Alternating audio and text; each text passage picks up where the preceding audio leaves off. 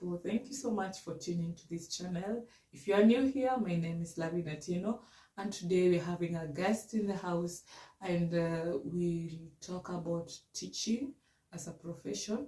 And teaching is a very noble profession, a very reputable profession.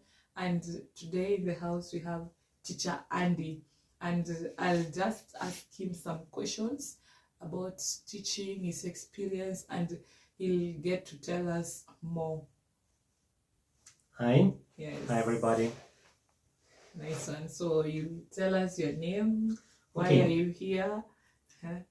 I'm Andy. I came here to Kenya from Poland, but originally I'm from Russia, Yeah. and I have been here in Kenya for 3 months. I came as a tourist, and it was my dream. I started thinking about Kenya 7 years ago. Wow. So, and nice one. I waited when it comes this way that I can come to Kenya, and I came. I saw much of Nairobi and some part of Western Kenya Nice villages. one. So you'll tell us about your teaching profession. Yes, I started teaching when I was 13. Wow. At the age of 13, what Yes. were you doing? I was Could you even teach someone something? Yes, So I was a teaching, good sportsman. I did wrestling. It's maybe judo and sambo. These are two different and very similar types of wrestling. Yeah. So I was successful in it.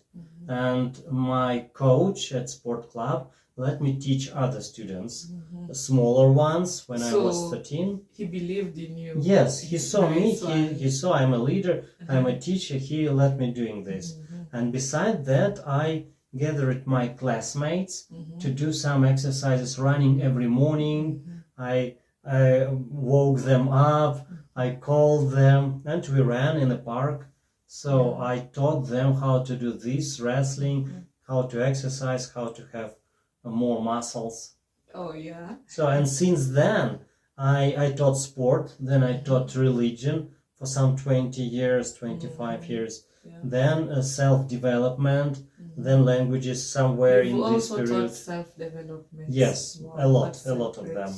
And I Nice still one. do teach sometimes somebody. Yeah. You'll teach us a bit of it. With pleasure.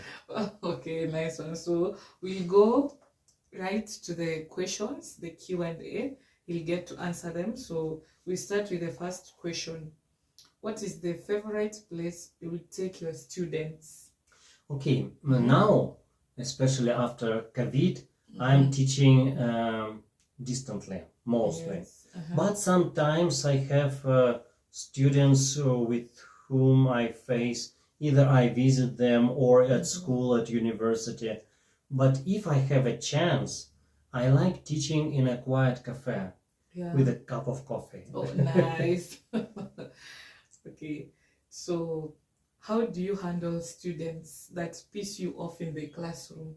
Of course, you always have that student that they'll always disturb, they won't be at ease, and how do you handle such students? I am mostly a private student, private teaching, so I have private students. Yeah. But I remember I had a boy from a very rich family, and the lessons were paid very well. Yeah. I taught him and his younger sister. She was a very obedient girl, but he kicked off already 4 teachers, private teachers before me, and he prepared to do the same with me, to irritate me to that stage when I go out myself. And after 2-3 months, he was disappointed. I was still there. First of all, I needed money, but beside that, it was a challenge. Yeah. Can I teach that boy? Because he was not student. He wasn't stupid. He was smart, but he was a bit lazy, Indisciplined. a bit not disciplined at all. Yeah, but lazy. Yes, a bit lazy, but he was smart, and he wanted to use English language when he goes to other countries. So we found a way. When he played a little, he had rest, and we learned. But before that, he drank ink from a pen. Oh. He ate pencil, wood, and inside he did everything. He played with his chair almost that he could fall down. Yeah. It was a challenge for me. And that pleased But you. yes, because of course. instead of learning, he did whatever he Yeah. wants to irritate me, especially. Mhm. And dangerous things. And his parents would ask me why there is blood on the floor. Because he played with a chair and fell down. They wouldn't like it. So I controlled him to some extent that he cannot kill himself at the lesson. I told him, if you want to kill yourself, wait 10 minutes after the lesson, go to your parents, ask them, tell them the teacher forbade me killing myself at the lesson. Can I do it now? If they allow you, that's your family matter. And he was surprised because I didn't get irritated as he wanted. But then we found peace, and he was not a bad student at all at the end. Okay, nice. So we go to the next question, guys. How do you feel watching a student fail? I'm sad, really, because any teacher would be sad, of course, if you see it means I did student not do failing. something. Sometimes to the student I say, you should answer 9 questions out of 10. They asked, why not 10? Oh, yeah. When you answer 10 out of 10, you don't need a teacher anymore. Yeah. And I'm fired and I don't have job. And when you answer just 2 out of 10, it means your teacher was too bad. Yeah. You need to So do 9 more. out of 10 is good. Yeah. So we go to the next question. What is the most interesting topic in your course that students find it difficult to understand? Well, maybe interesting is one and difficult to understand another. How to put them together, interesting. Interesting is when, maybe with English. At Russia and Poland, kids are taught English badly. They cannot speak. So often they take private teachers. And when they understand that this way they can explain, and this is another rule, and you know 2 rules, and you can say a lot. I tell them, no, you don't need all the rules. You just need 2 of them. Really? 2? Okay, I'm interested. And I tell them, this is a table. Is this a table? That's rule number 1. It covers some 25% of English grammar with other tenses. And then I explain another rule. Oh, they say, that's quite easy. They're not afraid. That is interesting. And what is difficult, when I teach students Finnish language. Finnish is spoken... Finnish language. The one from England. From Finland, I mean. Yes, it's a country on the top of Europe. Northern Europe, eh? Northern Europe, yes. Nice. Cold and very clean. So their language is very much different. Not like Russian, Polish or English. And some people got scared. Can I really learn these difficult questions? And I prepared on every step how to explain them in a simple way that they have no chance to be afraid of the language, because when they are afraid, their productivity goes down. Their attitude. Yes. And they have bad attitude, no productivity. Yes. Interesting is to explain English in a couple of examples of rules, and more difficult is to with Finnish language to explain it in a simple way. Okay, guys, we go to the next question. And what do you think parents can do for children to improve their learning ability? Parents should start teaching their kids when they cannot walk yet, when they crawl on their bed, when they cannot say a word. That's time to start teaching. Like a parent is the first teacher, Necessarily, yes. Parents can ask, do you want to eat? and ask it several times, and the kid will understand. Eat. Here is food. That is to eat. And do you want? And yes, I want.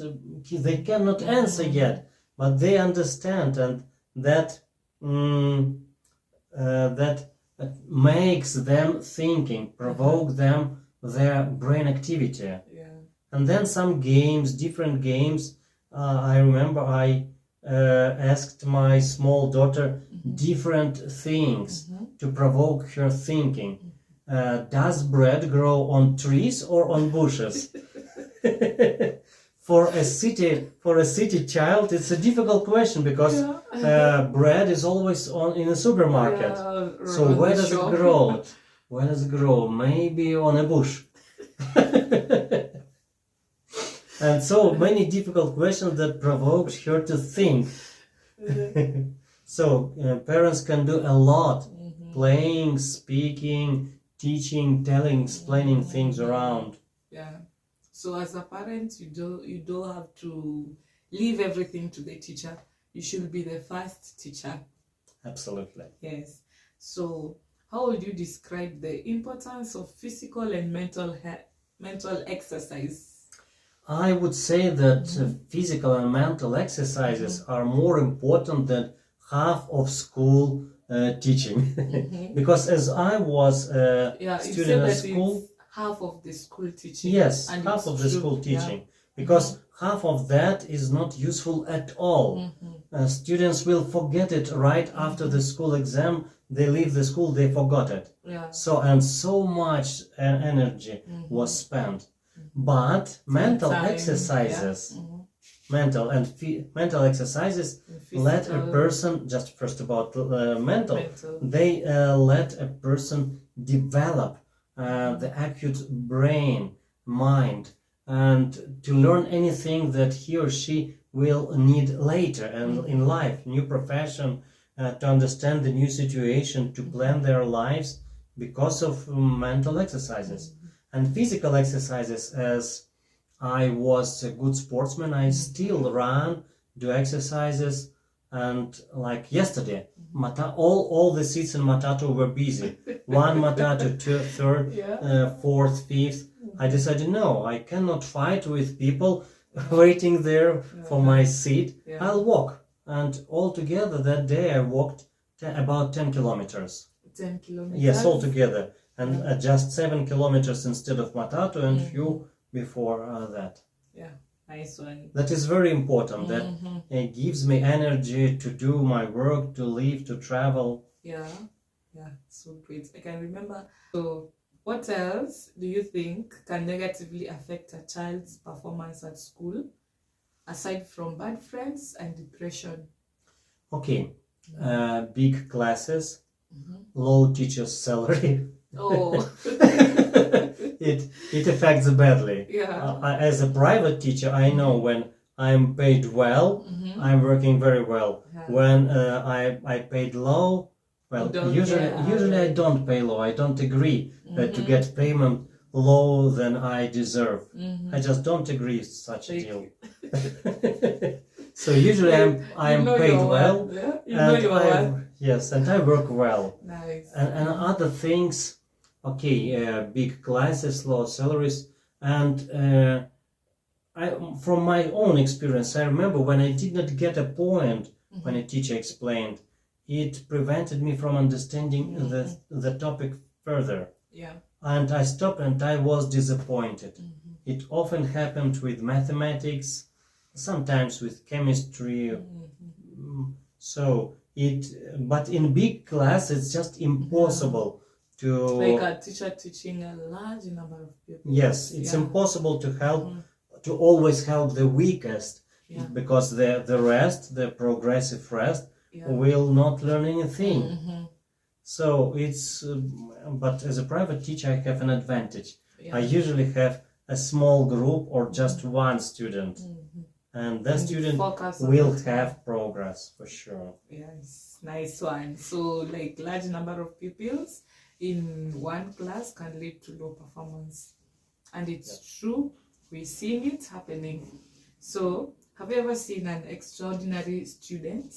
Oh yes, there were a few of them, and one girl was not such at the beginning. She did not understand even simple things in life and the world around. She was just 10 years old. But in 2 years, she became an excellent student. She understood everything. She remembered new words, and we are learning Finnish language with her. More difficult. Maybe she is one of few people in her city learning that language. But I can say I was blessed with difficult students. Some friends ask, what do you mean blessed with difficult students? Because everyone can teach a good student. Even a computer can teach a good student, even a book. But you need really a good teacher to teach those which are difficult, weak. Once I had two students, a 10 years old boy and his 65 years old grandmother. And they were different. He was very easygoing. She was very strict and very focused. It was a task to teach them together, but we did have some success. Nice. Of course, there'll always be an adversity later on. Okay. So, what accomplishments are you proud of so far as a teacher? I can say about this couple, grandmother and her grandson. We had progress despite all the problems, but there was another story. At my work, I was asked by administration to teach foreign workers to speak Russian. It was when I lived in Russia. And we had a great number of foreigners who came for several years to make construction work and so on. I expected some 20 new students to come. They were interested in learning the language in the country. But when we came to the class, there were 120 students. Okay, someone helped us with sound, someone helped us with microphones for the students. It was arranged fast, but I had a couple of helpers, but in few years, it was about the whole course took about 2 years. After that, some students spoke Russian very well. Yes, and I was so glad. So good, Others, they stopped learning when they reached what they needed. Some simple conversations asking about road and the way, but that was really an accomplishment. Of course, as a teacher, when you see a child that you've taught or a certain subject that they struggle with, when you see them doing so well, you feel so happy, you feel so at peace. So guys, that was the end of our Q&A for today. Bye-bye. Bye-bye. Yes, don't forget to subscribe, comment, and share. Thank you.